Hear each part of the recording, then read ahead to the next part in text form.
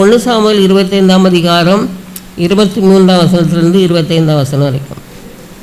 1 Samuel 25. தாவீதை காண்கையில் தீவிரமாய் கழுதையை விட்டு இறங்கி தாவீதுக்கு நேராக தரையில் முகங்குப்புற விழுந்து பணிந்து அவன் பாதத்திலே விழுந்து, என் ஆண்டவனே, இந்த பாதகம் என் மேல் சுமரட்டும். உம்முடைய அடியாளுடைய வார்த்தைகளை நீ கேட்கும் பொருட்டாக உம்முடைய அடியாள் ஒரு செவி கேட்க பேச வேண்டும். என் ஆண்டவனாகிய நீர் நாபால் என்னும் இந்த வேலியாளின் மனுஷனை ஒரு பொருட்டாக எண்ண வேண்டாம். அவன் பெயர் எப்படியோ அப்படியே அவனும் இருக்கிறான். அவன் பெயர் நாபால்.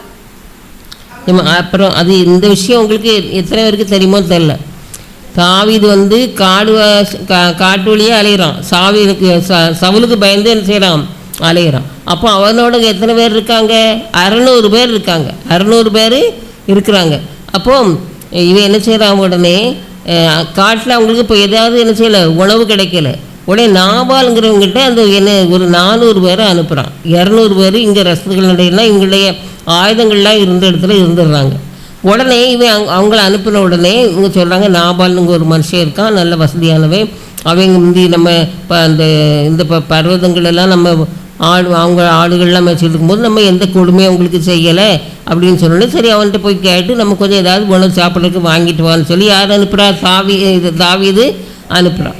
ஆனால் அவன் என்ன செய்கிறான், தாவீதுங்கிறது யார், நான் சம்பாதிச்சவனுக்கு கொடுப்பனோ, அப்படிலாம் தர முடியாது, போய் சொல்லுன்னு சொல்லி என்ன செய்கிறான், சொல்லி அனுப்பிடுறான். சொல்லி அனுப்பின உடனே தாவீது என்ன செய்கிறான், தன்னுடைய ஆட்களெல்லாம் என்ன செய்கிறான், ஆயுதம் தரிச்சு அவங்கள அவனுக்கு எடுத்து பாரு, இன்னைக்கு பாரு இந்த நாபால்ங்கிறவனுக்கு நான் பார்க்கறத பாருன்னு சொல்லி என்ன செய்கிறான். இந்த 22ஆம் வசனத்தை வாசிங்க.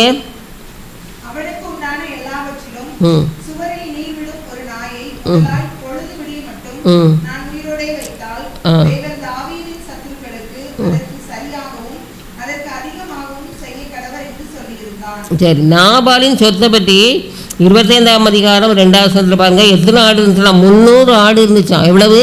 300 ஆடும் 1000 வெள்ளாடும் என்ன செஞ்சான், இருந்துச்சான். அப்போ அப்படி இருக்கும் பொழுது உடனே இவன் இப்படி சொன்ன உடனே இவன் சொல்லலாம், நான் இப்போ போய் அவனுக்கு அவன் வீட்டில் ஒன்று கூட இல்லாதபடிக்கு நான் என்ன செய்வேன், அழிச்சிருவேன்.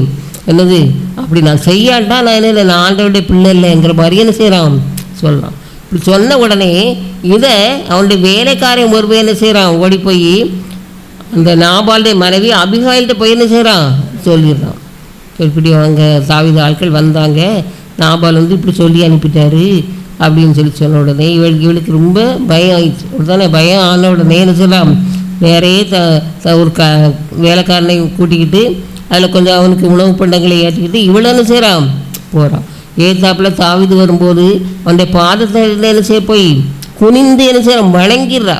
போன உடனே, ஐயா நீங்கள் வந்தியலாம் போனியலாம் எனக்கு தெரியாதையா அப்படி எதுவுமே என்ன செய்யலை சொல்ல. போன உடனே பாதத்தில் விழுந்து என்ன செய்கிறான், கர்த்தர் என் ஆண்டவனுக்கு வரிசையாக சொல்லிட்டு அந்த நாபால் தெரிஞ்சு அவன் பேர் எப்படியோ அப்படி தான் அவன் இருக்கான், பைத்தியக்காரன் அவன் அப்படி தானே, நீங்கள் அனுப்பினால நான் பார்க்கல அப்படின்லாம் சொல்லிவிட்டு அதுக்கப்புறம் தான் 31ஆவது வசனத்தில் பாருங்கள், கர்த்தர் என் ஆண்டவனுக்கு நன்மை செய்யும்போது உம்முடைய அடியாளை நினைப்பீராக அப்படின்னு சொல்லி என்ன செய்கிறான் சொல்கிறான். உடனே தாவீது ராஜாவுக்கு இருந்த கோபம் போய் உடனே என்ன செய்கிறான், அவளை மன்னிச்சிடுறான். மன்னிச்சு என்ன செய்கிறான், சரி நீ வந்தனால இது நான் உயிரோட வைக்கிறேன்னு சொல்லி இது பண்ண. அப்போ பாருங்கள், அவள் அந்த ஏற்ற நேரத்தில் அந்த சொன்ன வார்த்தையினால் தாவீது ராஜா நாபாலை என்ன செய்யலை, அழிக்கலை.